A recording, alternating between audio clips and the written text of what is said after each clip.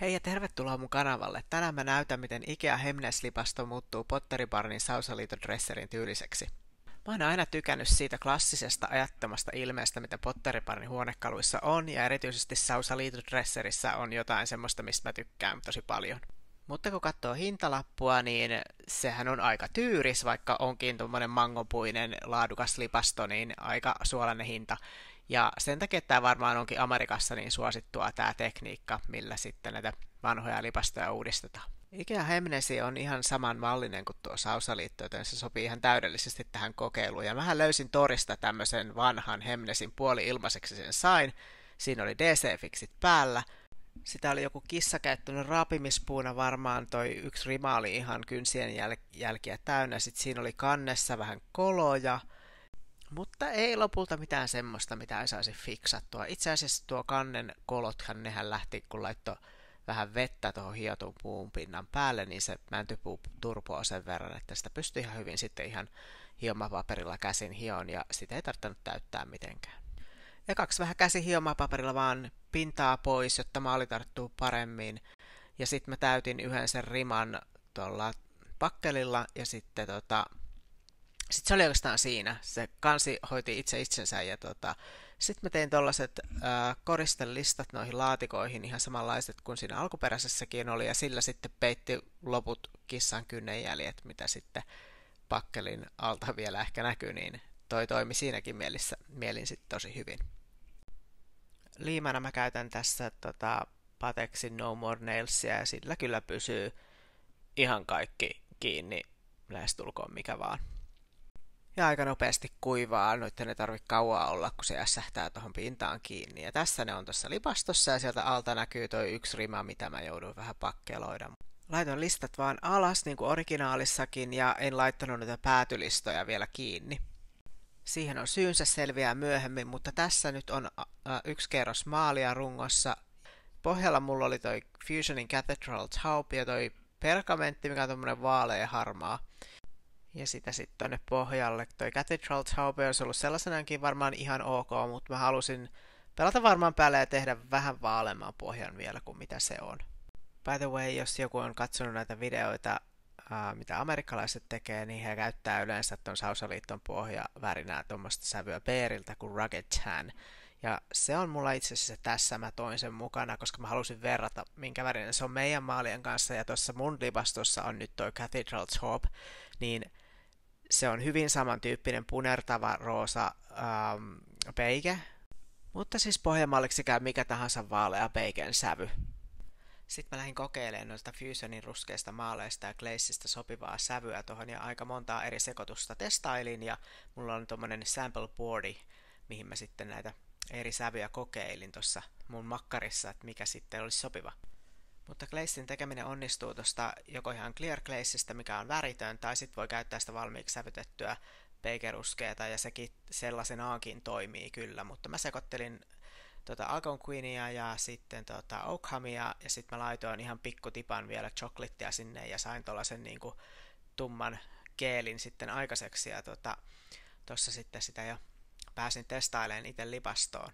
En ole itse kokeillut sitä Fusionin valmiiksi sävytettyä ruskeata. Sekin on nähnyt kyllä, että sekin toimii ihan hyvin, mutta en ole itse testannut.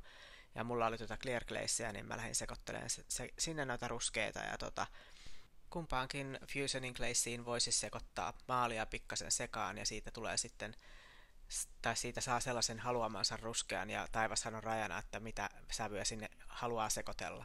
Ekaksi glaze levitetään ihan tavallisella pensselillä tuohon maalatun pinnan päälle ja sen jälkeen silotellaan tuollaisella terassiharjalla, joka on ollen pehmeä iso harja, mikä sen sitten tasoittaa tuohon pinnalle. Sitten sen jälkeen voi alkaa tekemään tuollaisia raitoja. Mulla oli tuommoinen luutaharja ja sillä tulee tuollaisia niin kuin viiruja tietyllä tavalla tuohon pintaan ja se tekee sitä puumaista efektiä. Ja toi glaze kestää tosi kauan kuivua ja sitä on aika työstää, että sen kanssa ei ole niin kuin kiire. Ja tää ei ole tosiaan mitään pikkutarkkaa piipertämistä, vaan aika semmoista niin kuin luovaa tekemistä, ja jos siihen tulee jotain jälkiä tai virheitä, niin sen pystyy ton glazin pyyhkiin pois rätillä ja sitten taas aloittaa uudestaan, eli antaa anteeksi paljon ja ei tarvi olla niin justiinsa. Sitten noi reunat mä teen aina sillain, että laitan tietysti eka sitä gleissiä tuohon reunaan ja sitten töpötän sen tuolla isolla harjalla sitten tasaiseksi. Mä tykkään tehdä sen noin sen sijaan, että mä vetäisin samalla tavalla niin kuin puusyyn suuntaisesti viivoja. Musta se näyttää sitten ihan laminaatilta, niin mä teen tollain, mutta sekään ei ole niin justiinsa.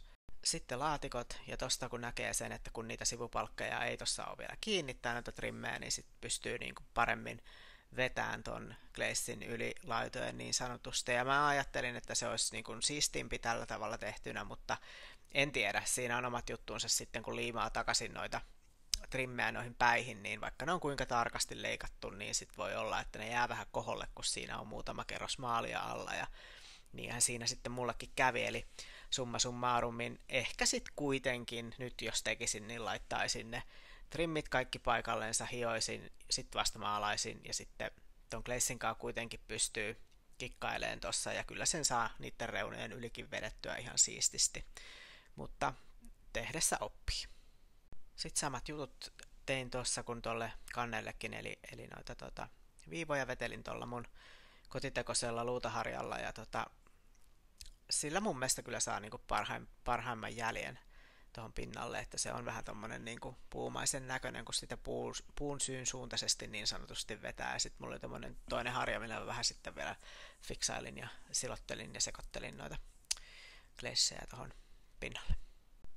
Tuossa on nyt sitten gleissiä vedetty koko lipastoon, ja valo vaikuttaa tosi paljon siihen, miltä se näyttää. Tuossa mun autotallissa, kun aurinko suoraan paistoi, niin näyttää vähän tommoselta keltaiselta ja sitten tosi vaalealta kuin jostain kuvakulmasta, mutta kamera vääristää noita sävyjä tässä aika paljon. Ja siinä on nyt kuvaa sitten vielä tuosta kannesta, minkälainen siitä tuli. Sen jälkeen, kun toi koko homma on kuivunut, niin mä tykkään kuivaharjata vielä vähän noita vaalean sävyjä tuohon pinnalle, että se on vähän tommonen, ei nyt rustiikkinen, mutta vähän tommonen eläväisempi toi pinta, ja siinä on jo nupitkin kiinni, mutta tuossa vielä lähikuvaa sit siitä valmiista setistä, että riippuu vähän mistä kulmasta kuvaa, niin että miltä se sitten loppujen lopuksi näyttää. Mä laitoin noin Ikean omat vetimet vielä, mä laitoin niihin tuollaista metallikultapastaa päälle ja tein tuollain niinku vähän tuollaiset antiikki brass-tyyppiset, etten maalannut sitä ihan niinku kokonaan, vaan silleen, että vähän tuolta mustaa jäi paistamaan, niin musta niistä tuli ihan niinku sillä tavalla tosi kivat. Ylös mä laitoin tuollaiset pikkasen pienemmät samanlaiset napit, mitä mä ostin Amazonista tuossa kesällä, mutta sitten noi alemmat nupit on noi Heminesin omat nupit. Ja tossa se on nyt sitten mun makkarissa valmiina. Siihen periaatteessa voi laittaa kanteen vielä mattalakan, jos haluaa, mutta mä en ole laittanut noihin mitään. Ne on ainakin mulla pysynyt tosi hyvänä, kaikki noi, mitä mä oon tuolla gleissillä tehnyt, mutta siis sen voi laittaa, jos on semmoinen pinta, että mikä sitten joutuu käytölle alttiiksi paljon, niin voi laittaa semmoisen tosiaan lakan siihen päälle vielä, niin kestää sitten vähän kovempaakin käyttöä.